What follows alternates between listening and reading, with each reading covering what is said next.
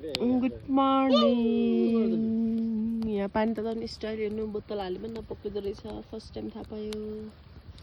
देखियो, सुन्न त सुनेको, आँखाले चाहिँ फर्स्टै टाइम देख्यो यसरी बोतल हाले पनि नपक्रिँदो रहेछ। अनि पछाडि चाहिँ सनराइज हुँदैछ। कस्तो लम्बु मान्छे हो। कस्तो अग्लो देख्यो क्या बस्यो। कहाँ बाटोमा सुगर त हिँडिहाल्यो दाइले।